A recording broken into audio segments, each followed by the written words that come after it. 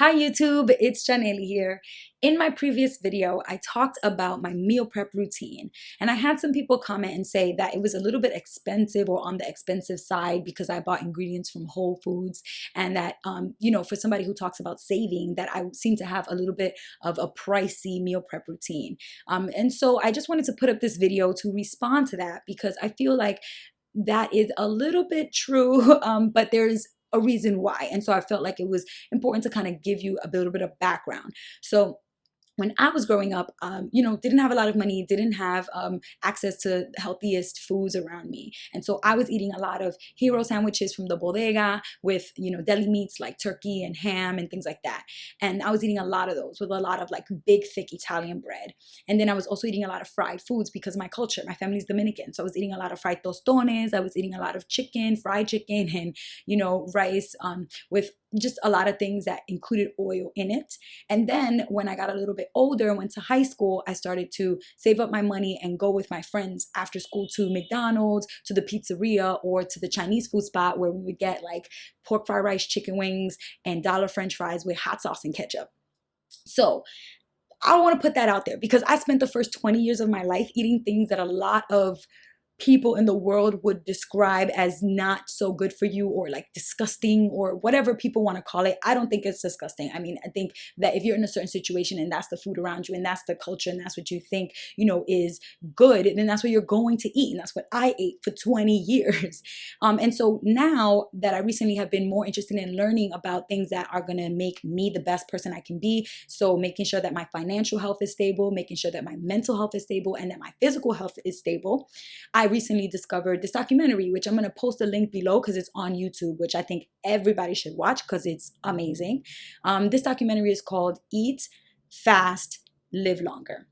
So I think that now that I know that there's a lot of different cultures in the world and a lot of different places where people don't eat as much food as we do in America, and some other countries do it too, I think it kind of changed my mindset. So similar to the way that my money mindset changed early on, and I posted that in some of my earliest videos about how I started changing the way I think about money, and then it made me change my behavior around with my money.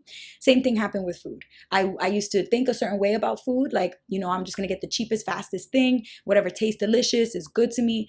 And now it's like, well, my taste buds kind of changed because I started eating different things that I knew in my mind were good for me, but maybe I didn't think tasted that good. And now they actually taste good to me because I got used to eating them, and I've kind of conditioned my body to crave clean foods. So now I really like green foods. If you look at the previous video, you see my meal prep, you know what I eat. Basically greens and veggies, and sometimes a little bit of chicken or a little bit of fish, right? So all this to say that yes, I spend a little bit more on getting high quality ingredients and products for my meals, but that's because I'm eating less food. I feel like because I'm eating less, I'm able to spend a little more on getting higher quality ingredients because that's the one meal or maybe two meals in a day that I'm going to eat. After watching the documentary below, I also got into time restricted eating. I don't like to call it intermittent fasting because I think a lot of people go crazy when they hear you're fasting while you're starving yourself. That's not what I'm doing. I like to call it time restricted eating, like a lot of people out there call it that, because I start eating during the day. I wake up early, I'll have a lot of water, then I'll start eating at 12 p.m. And that's my first meal of the day. And then I'll drink a lot of water throughout the day. I'll maybe have like a snack, maybe like an apple or something later on when I start feeling a little hungry.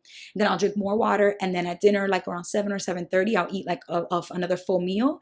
And then at 8 p.m., that's it. After that, I don't eat anymore. Ever since I started doing this, I feel a lot more energetic. I feel like because I'm not eating as much, I'm drinking a lot more water. So my body has so much more water that it really needs that I wasn't drinking before.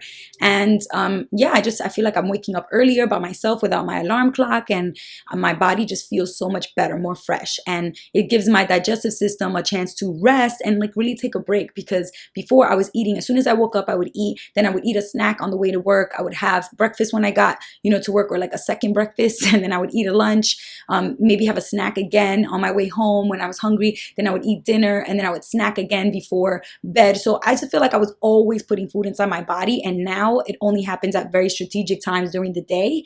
And so my body is able to really take a rest and like take a break.